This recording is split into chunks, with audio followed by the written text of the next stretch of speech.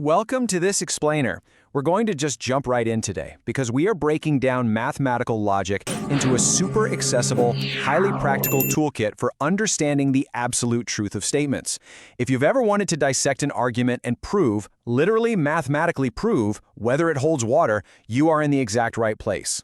We're going to explore how discrete structures use mathematical reasoning and proofs to evaluate the actual consequences of what we say and think. Here is our roadmap for how we'll progressively upgrade our logical system today.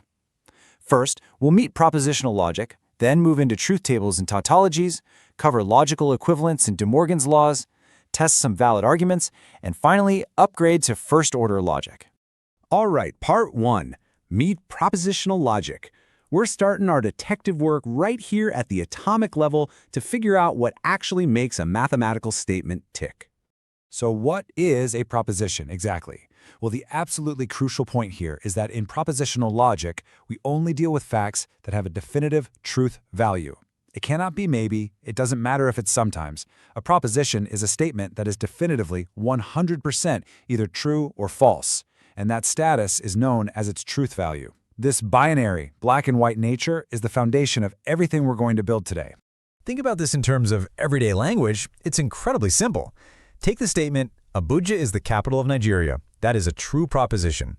Then take, December is a month in the summer. That is a false proposition. One is true, the other is false, but both are completely valid propositions because they can be definitively judged. We call these our basic atomic statements. Now, what's really fascinating is how we take those atomic statements, which we usually represent by variables right out of the middle of the alphabet, P, Q, R, and S, and we glue them together to build what we call molecular statements. We do this using logical connectives. There are 5 main ones: and, or, not, if, then, and if and only if. So if P is it is raining, and Q is I need an umbrella, we can use these exact connectives to string them together into incredibly complex logical relationships. Moving on to part 2, truth tables and tautologies. With our atomic parts and connectives established, let's pull out our absolute best analytical tool for logic deduction, the truth table. We can decode complex, real-world statements just by stripping away their distracting context and looking strictly at their raw logic. Take this wildly convoluted Monopoly rule from our source material. If this game has ever caused a massive argument at your family game night, you know exactly how hard it is to figure out if a rule is true just by reading it in plain English. But the beauty here is we don't have to guess or flip the board in frustration. We can map it out mathematically. By translating the English into those atomic variables and connectives we talked about, we turn a total mouthful of rules into a neat mathematical formula. Let P be the statement, you get more doubles than any other player. Let Q be, you will lose. And let R be, you must have bought the most properties. Putting it all together, we get our final molecular statement, if P then Q, or if Q then R. Let's run this exact formula through our analytical machine. Here is where the magic happens. Since there are 3 atomic statements, P, Q, and R, we build an 8-row truth table to check literally every possible combination of true and false among them. We map out the if P then Q scenario, then the if Q then R scenario, and finally combine them with our OR connective. And if you look closely at the final results, notice anything? The outcome is true in all 8 possible scenarios. Because the result was true in all 8 combinations, regardless of what values P, Q, and R held, this monopoly statement is what we call a tautology. A tautology is true based entirely on its logical structure. It is completely irrelevant how many properties you actually own, or how many doubles you roll, or whether you win or lose the game. The logic itself is unbreakable. You don't even need any prior knowledge of how to play Monopoly to confirm that the statement is absolutely true. Okay, part 3. Logical equivalence and De Morgan. Sometimes, logic wears a disguise. So our next step is learning how to spot when 2 completely different sounding statements actually mean the exact same thing mathematically. This brings us to logical equivalence.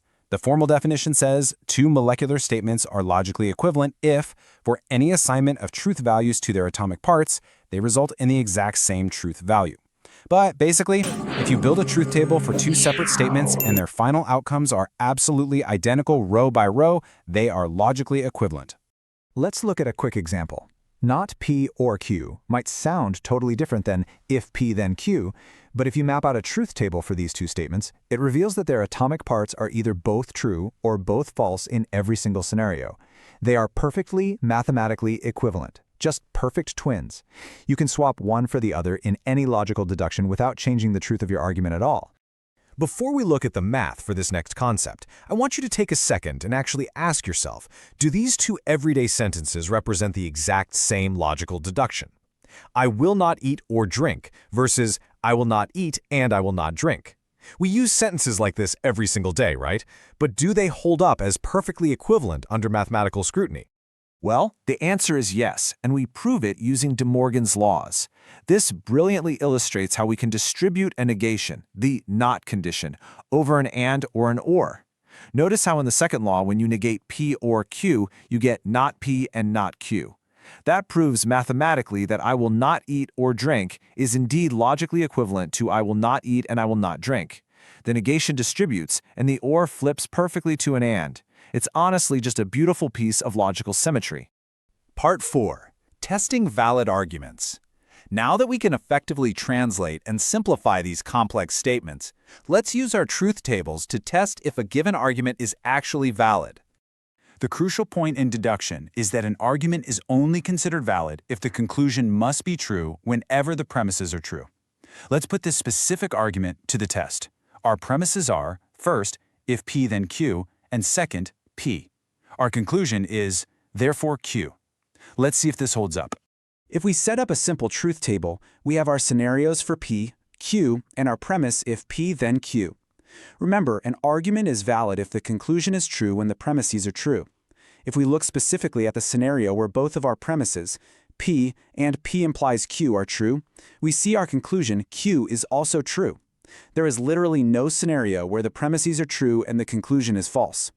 This proves absolutely that this is a valid deduction rule. Finally, Part 5, Upgrading to First-Order Logic.